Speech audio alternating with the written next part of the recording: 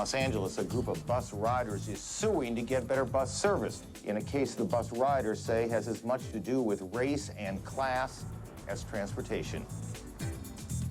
The Los Angeles Bus Riders Union is fighting for better buses and service for the 350,000 people who ride the bus. The LA bus system is a black woman, a Latina woman. One works in a garment factory, one works as a security guard. They're the elderly, they're the last whites on the inner city line. They are public school kids. And what they all have in common is they're transit dependent.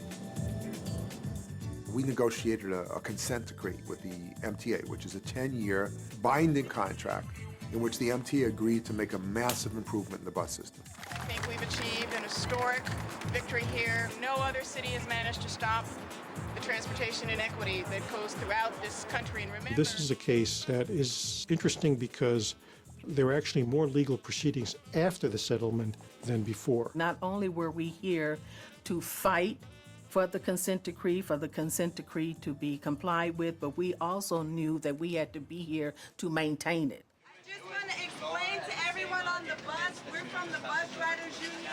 Many of you have probably heard of us before, the civil rights organization that's fighting for lower bus fares. They didn't know we had the will to spend 10 years enforcing a decree that very frankly couldn't. These conditions are completely unsafe and unacceptable. They signed this document, we went in this agreement together, and yet you're doing nothing. So we had the no seat, no fare. If the bus is overcrowded, you're not paying. We are not paying. No fare! Get from the bus! No fare! No seats! No fare! Crowd of bus riders angry at Thursday's scheduled fare increase gathered over at City Hall today to demand a fare rollback. Tomorrow, the group says it'll seek a restraining order in federal court to stop the scheduled fare increases.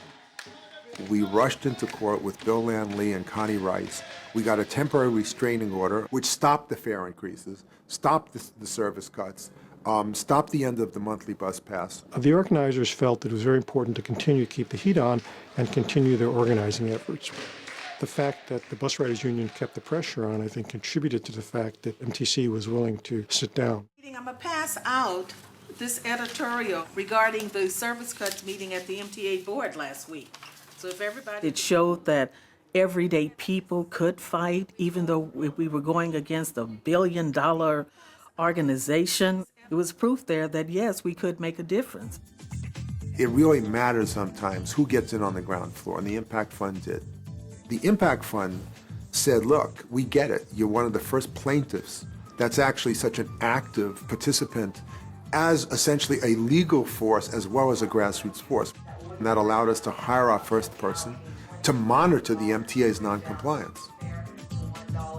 The Impact Fund was able to provide us that ability to have that infrastructure to be able to build our case. The MTA didn't want to buy clean fuel buses, and this is part of a fleet. This was part of a fleet of 250 buses. We replaced the entire fleet. It's about 2,000 new clean fuel buses. It's the cleanest engine you can actually get.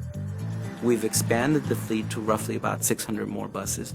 Buses that aren't overcrowded, buses that are clean, buses that run late at night so people can get to the jobs that they have.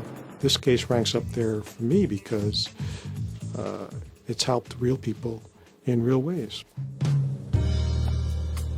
My mother still rides the system, and she wakes up at 5 in the morning to catch a bus to get to work at 6.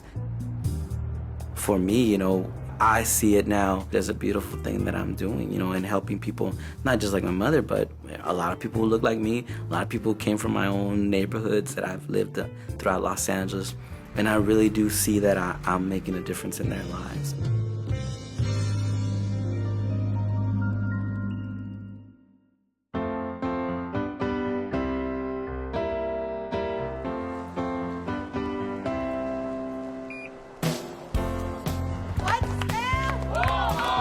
Walmart is the most sued company in the world.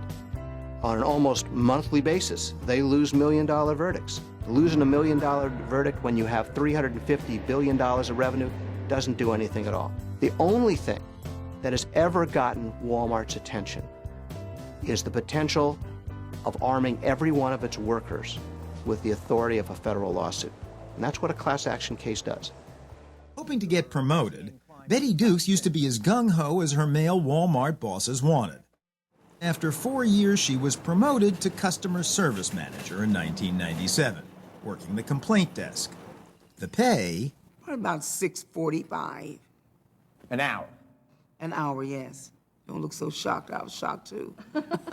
Meanwhile, all around her, she says, men were being promoted to real management jobs at real management pay. So in 2001, Duke sued Wal-Mart for gender discrimination. She's now lead plaintiff in a landmark case, the largest workplace bias suit ever. The purpose of our case is to enforce our civil rights laws so that women can come to work each day and be assured that they're being paid fairly. I started Sam's in August of '86. I let everybody know, general managers, assistant managers I worked with over the years, that I was interested in promotion, you know, from hourly to team leader to an assistant manager. Over the years, basically, I just saw a bunch of men, a lot of which had a lot less time in the company than I did, get promoted. You getting what you're needing? Yeah. Okay, well, you have a nice day. There was no set way that you became a store manager. It was just kind of by word of mouth. Basically, you have to be in the good old boys club. These women are very resilient, and they have hung in there because they know it's not just about them, but it's about the 1 million other women whose lives potentially can be changed and improved if this lawsuit is successful. It's hard to go to work every day, you know, in a place where you're not appreciated or recognized. And I speak for the women who either can't or won't speak for themselves, who have a lot of the same concerns that I have working for the company. The case is an enormously big challenge, but we aren't going away. We are going to see it through because the stakes are much too high. Whatever ends up happening with the Wal-Mart suit, and I firmly believe it will be successful, it's already changed American industry.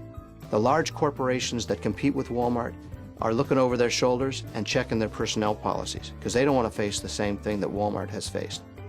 Wal-Mart itself has been forced to make changes it never would have conceived of before. Changes including gender pay adjustments across the board, announcing management promotion standards that they denied in the past ever needing. This time a year ago, I was making roughly $8.48 after my 9th year of employment. Now my salary through various increases now is at $12.53 an hour. What accounts for that? In all honesty, I believe that it was a spin-off from my active participation in this class action lawsuit. I never got promoted after, you know, telling hundreds of assistant managers over the years. And then I finally got promoted 2 weeks after the class action lawsuit was filed.